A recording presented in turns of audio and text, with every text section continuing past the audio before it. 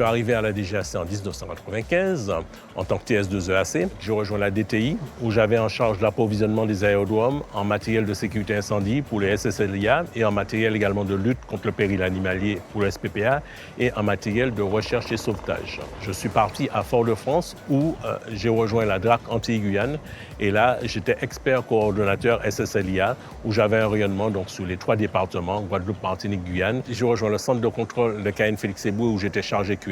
Je me suis senti prêt à passer l'examen professionnel du EAC. Je suis resté toujours à la DSNA, mais j'ai rejoint donc l'échelon central sous direction de la planification et de la stratégie. Et là, j'ai constaté qu'il me manquait quand même un aspect dans mon parcours professionnel. C'était l'aspect management que j'avais connu avant d'arriver à la DGAC. Je suis revenu à la DSAC où j'ai été à la DSAC Nord à Atis-Mons où j'étais chef de subdivision aéroport. Ça me permettait de rester dans le côté opérationnel, donc d'aller inspecter les terrains, de discuter avec les exploitants aéroportuaires et en même temps, j'avais ce petit volet management de ressources humaines effectivement dans mon poste.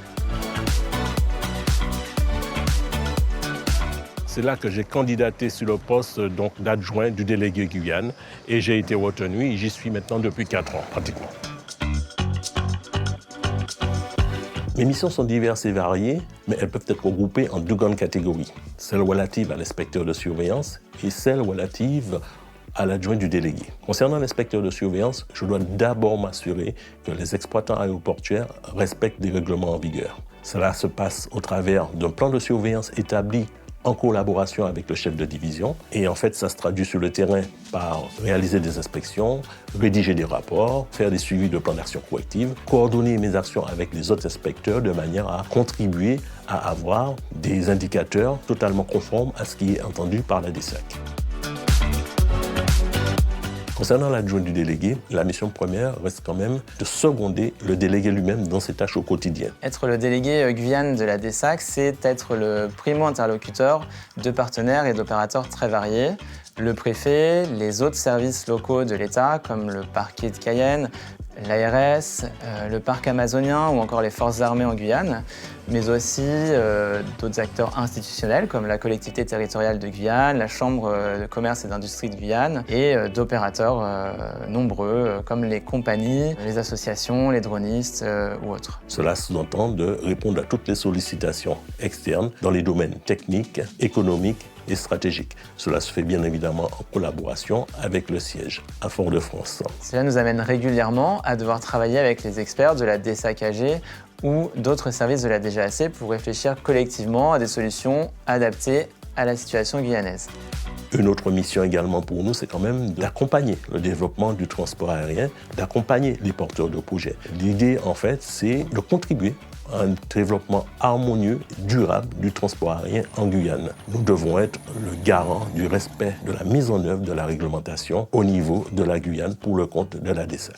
Un exemple pour illustrer ce rôle, nous avons été sollicités régulièrement dans le cadre de la crise liée à la sécheresse en Guyane, du fait du faible niveau des fleuves qui ne sont actuellement plus navigables, et entraînant l'isolement des communes accessibles uniquement par les fleuves ou l'aérien. Nous avons donc dû apporter notre expertise à la préfecture sur les moyens pouvant être mobilisés pour assurer la desserte en fret des communes de l'intérieur.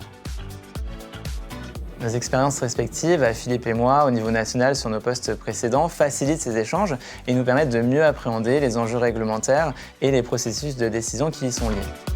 3 faits marquants. Le premier, contribuer en collaboration avec la DTA à mettre en place une délégation de services publics urgente au moment de la faillite de la compagnie qui desservait les communes de l'intérieur. Le second fait marquant, c'est ma participation à l'analyse des offres des candidats au renouvellement de la concession de KN Félix Eboué. Ça également, ça se fait en collaboration avec la DTA et j'apporte surtout mon expertise au niveau des domaines sécurité et sûreté. Le troisième fait marquant, c'est accompagner le porteur de projet Flying Wells qui veut développer en Guyane un ballon dirigeable chargé de transporter du fret entre le littoral et les communes de l'intérieur. C'est un sujet très intéressant parce que ce projet-là, il répond totalement aux besoins de la Guyane et en plus, il est respectueux de l'environnement. Au-delà des compétences techniques requises pour occuper ce poste, les autres qualités que je citerai sont l'esprit de synthèse, le sens relationnel, la capacité à gérer le stress et l'adaptabilité aux différentes situations.